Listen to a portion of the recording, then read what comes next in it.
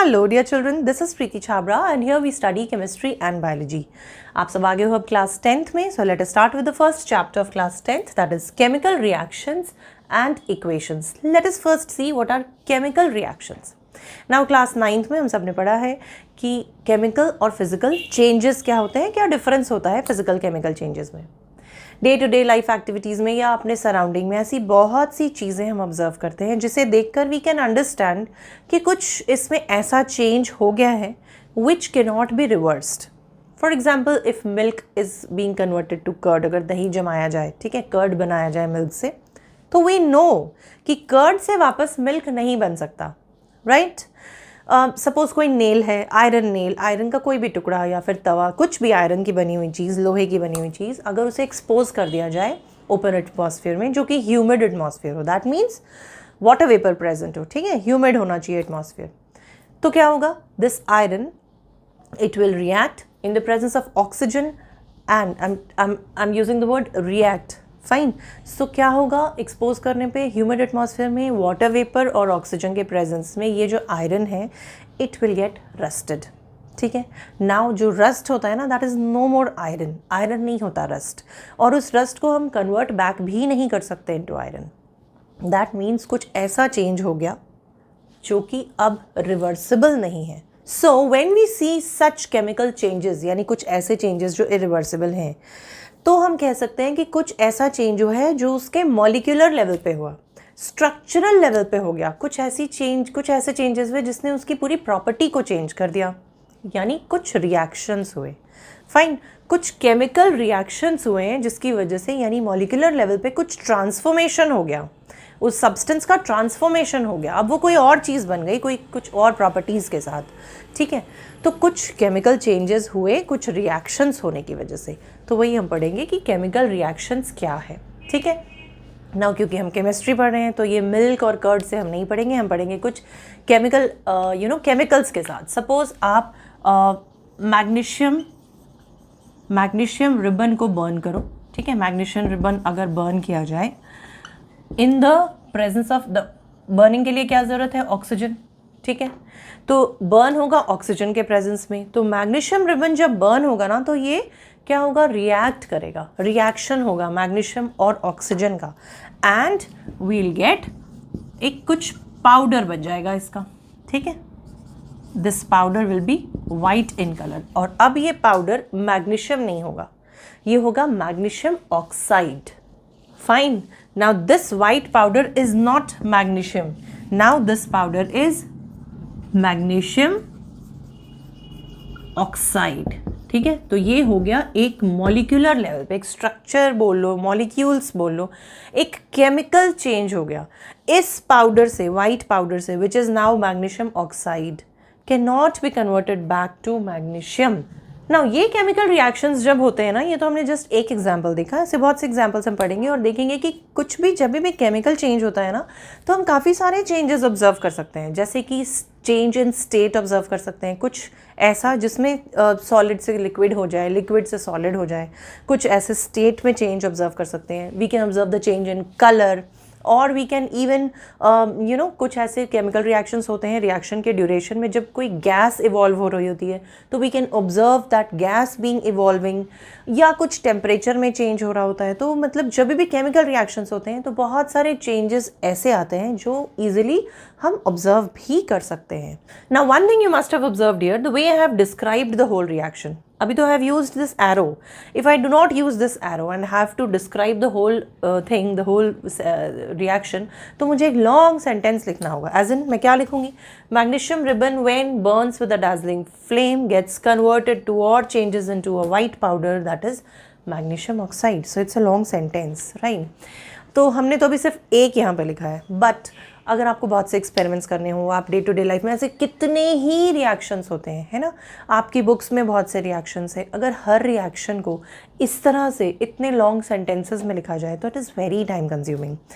And इसके जो options है, अगर मुझे इस तरह से ना लिखना हो तो मैं जिस तरीके से इस केमिकल रिएक्शन को लिख सकती हूँ ना शॉर्ट में, वो मैं अभी आपको लिख के दिखाती हूँ. उस शॉर्ट में लिखने के एक तो ये बेनिफिट है कि ये बहुत ज़्यादा सेंटेंस लिखना टाइम कंज्यूमिंग है, बट अगर मैं इसे एक रिएक्शन के फॉर्म में लिखती हूँ तो वो मैं कैसे लिखूंगी वो बताती हूँ, एंड देन उसके बेनिफिट्स क्या होंगे. Now I can write it as magnesium.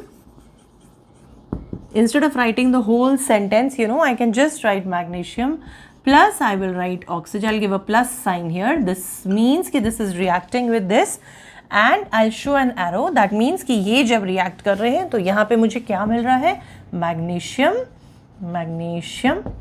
oxide. ठीक है, तो this is one way of writing the equation. ठीक है, जिसको मैंने पूरे सेंटेंस में नहीं लिखना था. I don't want to write the whole sentence, so I wrote it in the short form, जिसे हम इक्वेशन कहते हैं. इस टाइप के इक्वेशन को कहते हैं वर्ड इक्वेशन. फाइन, क्योंकि मैंने पूरे वर्ड्स यूज किए हैं. I have written the whole word magnesium, then oxygen and then I have written magnesium oxide. But then उस पूरे सेंटेंस से बेटर है ये शॉर्ट फॉर्म है. Now here we can say that magnesium plus oxygen is giving magnesium oxide. तो जो ये arrow के इस साइड हो गया, एक पार्ट हो गया इक्वेशन का एरो के that side. This side is the LHS, that means left hand side, equation का left hand side, and this is the RHS, that means this is the right hand side of the equation. Fine, now जो left hand side होता है that means this side, यानी ये वाले जो chemicals हैं इन्हें कहते हैं रिएक्टेंट्स, यानी जिनमें रिएक्शन हो रहा हो. ठीक है, मैग्नीशियम को बर्न किया, मैग्नीशियम ने रिएक्ट किया ऑक्सीजन के साथ, तो इसके और इसके बीच में केमिकल रिएक्शन हो रहा है. सो ये दोनों हो गए रिएक्टेंट्स. जो भी चीज़ें रिएक्ट करती हैं उन्हें कहते हैं रिएक्टेंट्स. एंड एरो के that side, that is RHS, यहाँ पे क्या है, ये रिएक्शन के बाद जो हमें प्रोडक्ट मिला. ठीक है, something new we got which can now not be converted back to this reactant form. तो ये reactants इन्होंने क्या दिया, एक प्रोडक्ट. दैट मीन्स एरो के उस side we get the product. These are simple things but still you need to study when we are studying chemical reactions. So we got reactants, we got product. One more thing which needs to be noticed here is the plus sign here. अगर reactants एक से ज़्यादा हैं तो we have to show, 2 हैं, 3 हैं, 4 हैं, जितने भी रिएक्टेंट्स हैं, जो भी चीज़ें आपस में रिएक्ट कर रही हैं, वी हैव टू शो कि वो रिएक्ट कर रहे हैं. How do we show them, with a plus sign. We don't give a comma और कोई भी ब्रैकेट्स, ऐसा कुछ भी चीज़ें हमें नहीं लिखनी है. We need to show when these 2 things are reacting, these are the 2 reactants, we need to show them with the plus sign. Similarly अगर प्रोडक्ट में भी एक से ज़्यादा चीज़ें मिल रही हैं, then we need to show those 2 or more than 2 products with the plus sign between them. Now अगर मुझे इसका भी और शॉर्ट फॉर्म लिखना हो और क्लियरली लिखना हो, क्योंकि मैं कह रही हूँ कि मॉलिक्यूलर लेवल पे चेंजेस हो रहे हैं. फाइन, सो मॉलिक्यूलर लेवल पे अगर मुझे चेंज शो करना हो, दिखाना हो कि कितने मॉलिक्यूल्स इन्वॉल्व हैं, दिखाना हो कि किस मॉलिक्यूल में मतलब मॉलिक्यूल पे कैसा चेंज आ रहा है, तो we need to write it in still shorter form, और वी में से कि एकदम केमिकल फॉर्म में हम लिख सकते हैं. तो whereby will need to use those chemical formula. Fine, तो यहाँ पे मैग्नीशियम को अगर मैं लिखती हूँ तो I write Mg. I know magnesium का फॉर्मूला Mg है, तो केमिकल फॉर्म में अगर मुझे लिखना है तो आई राइट Mg प्लस का sign I give, and then I have to write oxygen. Fine, and then magnesium and oxygen ये क्या प्रोडक्ट दे रहे हैं, magnesium oxide. So just recall कि कंपाउंड्स किस तरह से फॉर्मूला जो है उनको नेमिंग करते थे. If you want to revise, I provide the link in the description box, and I card में भी ऊपर I give the link. You can go and watch the video जिसमें मैंने एक बेसिक बताया है कि कंपाउंड्स की नेमिंग कैसे करते हैं. And then you need to know the formula of at least first 20 elements. So here you can see कि उस पूरे सेंटेंस के शॉर्ट फॉर्म में मैंने लिखा था ये वर्ड इक्वेशन, एंड नाउ यहाँ से मैंने लिख दिया ये final chemical equation, whereby I have used the chemical formula of the products of the reactants. Fine. So here क्या क्या समझ आ रही है हमें चीज़ें, यहाँ पे हम देख सकते हैं कि कितने नंबर ऑफ एटम्स या कितने नंबर ऑफ मॉलिक्यूल्स इन्वॉल्व हुए हैं उस पर्टिकुलर इक्वेशन में, उस पर्टिकुलर रिएक्शन में. अगर मैं मॉलिक्यूल्स और एटम्स काउंट करूँ तो I can see that reactant में कितने मैग्नीशियम एटम्स हैं, there is only 1 magnesium atom. And product side में भी we can see that there is 1 magnesium atom. Here in the reactant side, we can see that oxygen के 2 atoms हैं. That means 2 atoms of oxygen are combining with 1 atom of magnesium. But here in the product, see, there is only 1 atom of oxygen. Now, if you remember the law of conservation of mass, what does it state? It states that mass can neither be created nor be destroyed. किसी भी chemical reaction में जो mass है ना वो create हो सकता है ना destroy हो सकता है. This is the law of conservation of mass. और in simpler terms you may say कि जितना mass प्रोडक्ट में है LHS में है उतना RHS में होना चाहिए. स्टिल सिंपलर वर्ड्स में नंबर ऑफ एटम्स सेम होने चाहिए.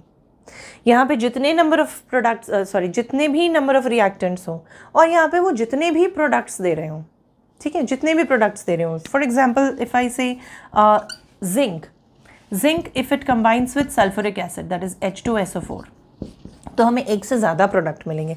Will get zinc sulphate that is ZnSO4 and उसमें लिबरेट हो जाएगी हाइड्रोजन गैस. दैट मीन्स यहाँ पे हम एक और चीज़ देख सकते हैं जो मैंने ऑब्जर्वेशन की बात की थी कि कई बार गैस भी ऑब्जर्व होती है लिबरेट होते हुए. तो ये जो हाइड्रोजन गैस है इस रिएक्शन में ऑब्जर्वेशन होगा कि हाइड्रोजन गैस इवॉल्व होगी. फाइन. एंड इस वाले रिएक्शन से वी कैन सी कि प्रोडक्ट में भी एक से ज़्यादा प्रोडक्ट्स हो सकते हैं. तो वहाँ पर भी हम प्लस साइन से शो करते हैं. ठीक है.